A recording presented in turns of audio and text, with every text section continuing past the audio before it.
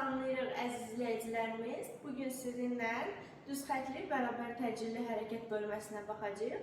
İnşallah bizə diqqətlə qulaq assınız. Bugün daha asan üsullarla, daha rahat üsullarla düz xətli bərabər təcilli hərəkət mövzusunu daha aydın izahlarla başa düşə bilərsiniz. Bugün dərsimiz mövzumuz düz xətli bərabər təcilli hərəkət mövzusuna baxacağıq. İndi biz baxağa görə düz xətli bərabər sürətli hərəkətə də keçmişik. Düz xətli bərabər təcilli hərəkətdə bugün nələr öyrənəcəyik? Bəs yaxşı, düz xətli bərabər sürətli ilə düz xətli bərabər təcilli hərəkət arasında hansı fərqlər var və s. kimi bütün qaydaları bugün sizdən öyrənəcəyik. Daha öncə lövhəmizi silin, iki yerə bölək və düz xətli bərabər sürətli ilə bərabər təcillini sizdən öyrənək. Lövhəni iki yerə bölürəm. Bir tərəfdən düz xətli bərabər təcili yazıram.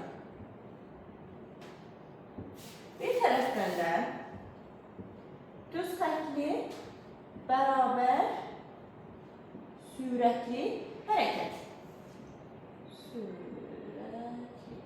Hərəkəti qeyd edilir.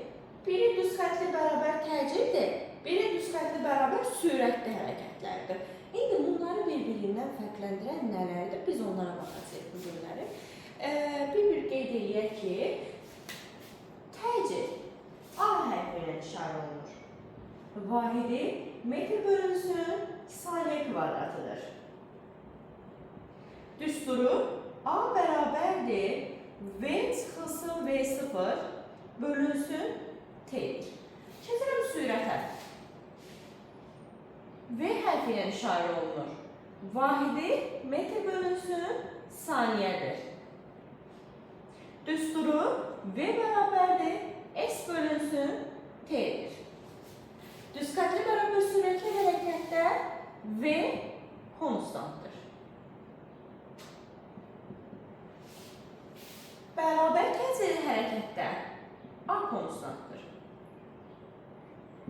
Konstant nədir? Birazdan onu sizə izah edəcəyəm. Amma indi gələk bunların arasında fərqə. Biz bildik ki, təcil A hərfi ilə işarə olunur. Vahidi metr bölünsün saniyə kvadratıdır. Düsturu A bərabərdir V çıxılsın V0 bölünsün T'dir. Və düz xətli bərabər sürətli hərəkətdə ki, biz V konstant götürmüşdük, bərabər təcillidə isə A-nı konstant götürərəm. Bərabər sürətli hərəkətdə sürət V hərfi ilə işarə olunur. Vahidi metr bölünsün saniyədir. Düsturu V bərabərdir S bölünsün T'dir. Və düz xətli bərabər sürətli hərəkətdə də V-ni konstant götürərəm. Bəs yaxşı, V konstant nədir? V konstant, A konstant, ümumiyyətlə konstant nə deməkdir? Yəni ki, asıllıq qrafikində nə bir düzlüyü, nə bir kök. Konstant o deməkdir ki, asıllıq qrafikində nə düz asıllıq, nə kökdə, nə kvadratik və s. heç bir asıllıq növü yoxdur. Yəni nə bu şəkildə grafikləri yoxdur.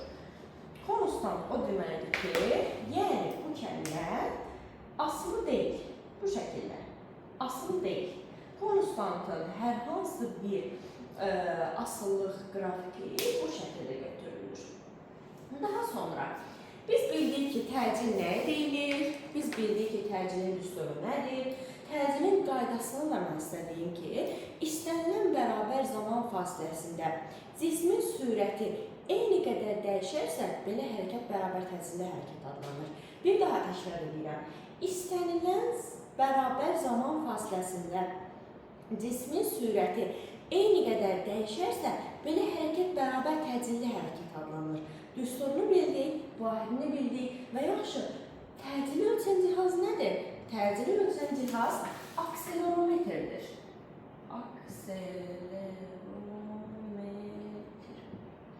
Təcili ölçən cihaz akselerometrdir. Hər şey bura qədər aydındırmı? Düz xətli bərabər təcilli hərəkətdə təcil A hərfinə işarə olunur. Vahidi metr bölünsün saniyə kvadratıdır. Düsturu A bərabərdir V çıxıq V0 bölək T'dir. Və düz xətli bərabər təcilli hərəkətdə A konstantdır. Təcili ölçən cihaz akselerometrdir. Təcillə sürətin arasındakı fərqlər həm düsturları, həm vahidləri, həm bir-birlərinə olan, necə deyək, məsələn, A konstantdır burada, burada V konstantdır. Hər biri bu şəkildə bir-birlərindən fərqlənirlər. Daha sonra gəldik biz bir şey də qeyd eləmək istəyirəm ki, vahidləri tapmaqda çətinlik çəkirsinizsə, vahidləri necə taparıq, necə asan yolla biz bilə bilərik. Ayrı-ayrı, belə deyim sizə. Ayrı-ayrı düsturları bilirsinizsə, misal bilirik ki, biz təcilin düsturu bayaq dedik ki, A bərabərdir. Bunu delta V bölünsün T kimi də yaza bilərəm. Zaten deltanın açılışı V çıxan V0 deməkdir. Yəni, mən birbaşa delta V kimi də götürə bilərəm. Daha sonra, gəlirik nəyə? Biz bildik ki, təcilin düsturu A bərabərdir, delta V bölünsün T'dir. Sürətin düsturu V bərabərdir, S bölünsün T'dir. Aha, gəlirəm bura, mən səliqəli, buradan təcilin düsturunu birinci yazıram. V bölünsün T, delta V bölünsün T. V-nin vahidi nə idi? Metr bölünsün saniyə. Yerinə qoya bilərəmmi? A bərabərdir, metr bölünsün saniyə. T-nin vahidi nədir? T nədir? T zamandır. Vahidi nədir? Saniyə. Bunların hər birisini biz sizinlə keçəcəyik. Aha, gətirirəm burada yerinə qoyuram. T aşağıdadır, burada aşağıdan yazıram saniyə. İki kəmiyyəti bir-birinə vururam. Saniyəni saniyəyə vuranda nə eləyir? Saniyənin kvadratı. Yuxarıda da kütlə. Metr bölünsün saniyə kvadratı. Bu şəkildə vahidi də tapa bilərsiniz. İstənilən bir kəmiyyətin düsturunu bilirsinizsə və tək-tək, misal bilirik ki, biz A bildik metr bölünsün saniyə kvadratıdır, V bildik ki, metr bölünsün saniyədir, T bildik ki, saniyədir. Bu şəkildə kəmiyyətləri ayrı-ayrı bilirsinizsə, vahidlərini gətirib düsturda yerinə qoyub, istədiyiniz bir kəmiyyətin düsturunu düsturdan vahidini çıxarda bilərsiniz. Bu şəkildə. Bərabər təcili hərəkət bura qədər edimi? Təbii ki də xeyr. Bunların bir-birlərinə qarşı bərabər yeniləşən və bərabər yavaşlayan hərəkətləri var. İndi biz sizlə onları keçəcəyik ki, bərabər yavaşlayan nədir, bərabər yeniləşən nədir? Bir daha lövhəmizi iki yerə bölürəm. Burada bərabər yeniləşən.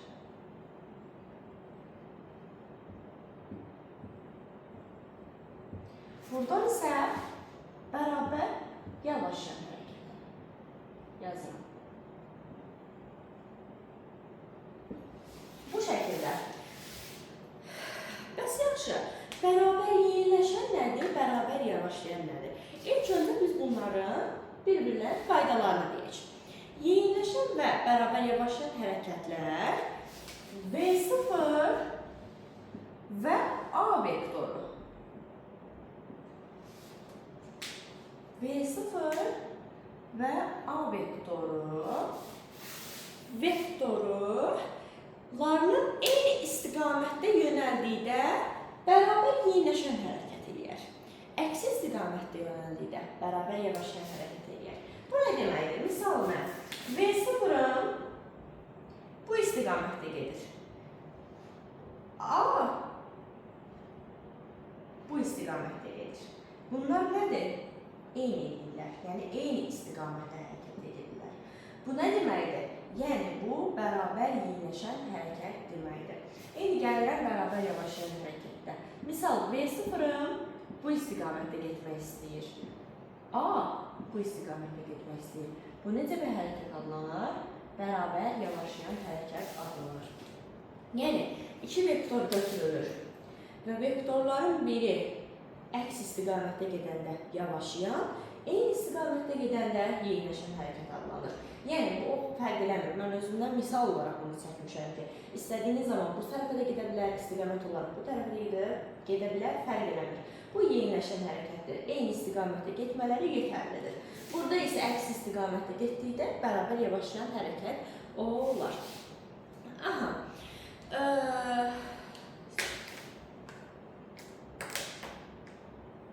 Sizə bir dənə sürətdən düstur demək istəyirəm. Həmin düstur ki, bizə bəzən lazım olur. bunları qeyd edirəm, siz də qeyd edərsiniz. V bərabərdir. Bunu təcili keçəndən sonra sizə demək istədim ki, daha aydın olsun ki, yəni oradakı A nə deməkdir, onu da bilək. V bərabərdir. V0 üstə gəlsin A T. Bu düstur.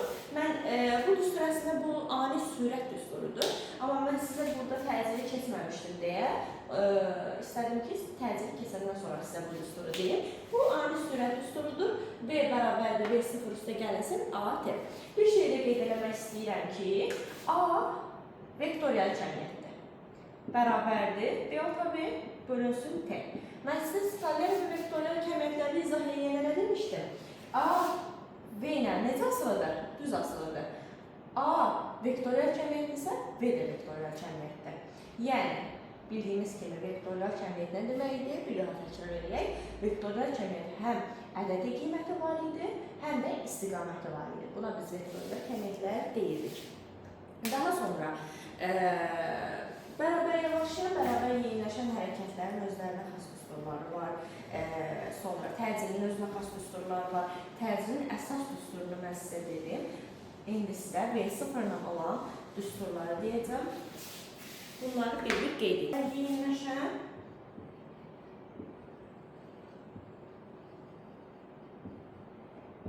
və bərabər yavaşlayan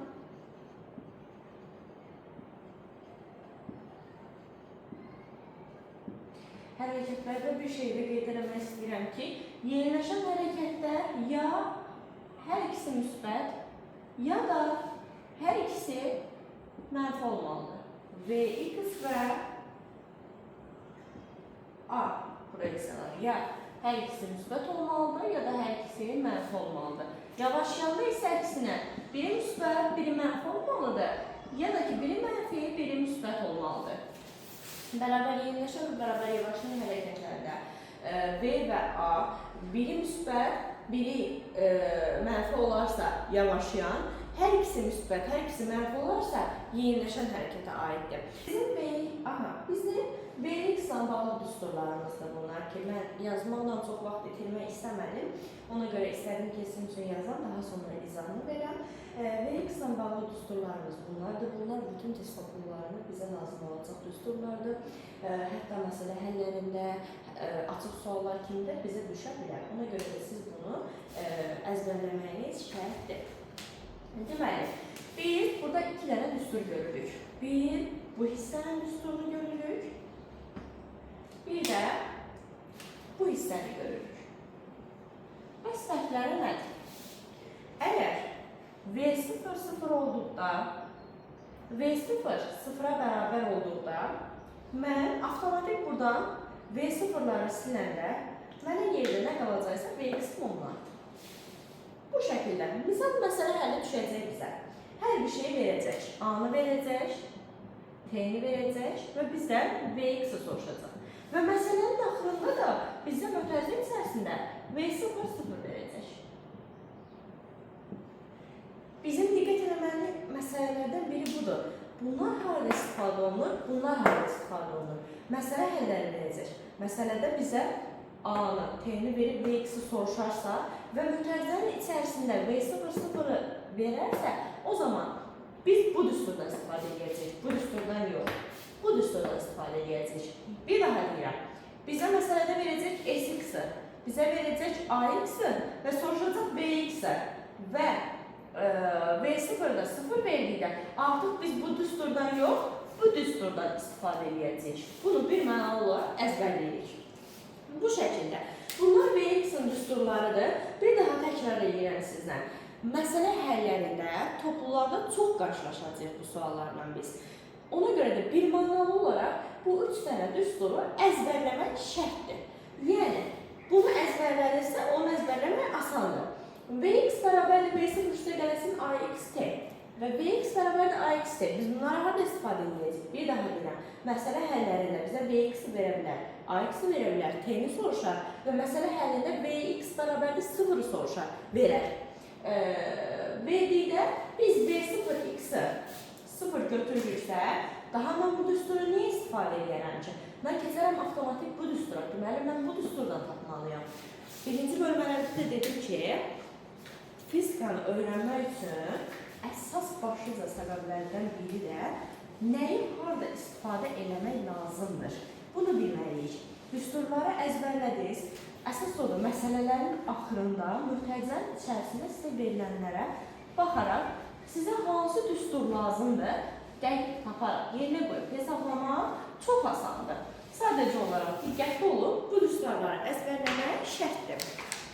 Daha sonra bizim S-X-dan olan düsturlarımız var ki, S-X-dan olan düsturlarımızı bir-bir qeyd edək. S-X bərabərdir V0 xt üstə gəlsin AXT-nin kvadratı bölünsün 2. S-X bərabərdir Vx-in kvadratı çıxılsın Vox-in kvadratı bölünsün 2a. S-X bərabərdir V üstə gəlinsin Vx bölünsün 2 vurulsun T. Burada da eyni qayda ilə V0 0 olduqda S bərabərdir A T kvadratı bölək 2. S bərabərdir Vx-in kvadratı bölünsün 2ax. S bərabərdir Vxt bölək 2. Bu şəkildə Vx-imiz necə dedik? Bizə məsələdə həllində S-i verər, A-nı verər, T-ni soruşar. Və məsələnin aşağısında da bizə qeyd edək ki, V0 sıfırdır. O zaman mən bu düsturdan yox, bu düsturdan istifadə etməliyəm. Vx-da elədiyimiz hər bir şeyi S-X-da da tətbiq edirik. Bu qədər sadə. Bizi dinlədiyiniz üçün hər birinizə təşəkkür edirik. Bugün sizinlə bərabər təcili hərəkəti əsaslarını öyrəndik. Ümid edirəm ki, başa düşülən və maraqlı dərs keçmişdir sizin üçün. Başa düşmədiyiniz və yaxud da hər hansı bir sualınız olarsa, profilimizin aşağısında yorumlar şərhlər hissəsində qeyd edə bilərsiniz. Sizə geri dönüşü olunacaq. Onlayn və əyani dərs qruplarımıza qoşulmaq üçün 050 445 52 86 nömrəsi ilə əlaqə saxlayaraq bizimlə fizika dərsini mükəmməl şəkildə öyrənərək imtahanda yüksək nəticələr əldə edə bilərsiniz. Hər birinizə uğurlar arzulayıram. Növbəti dərsdə görüşənədək.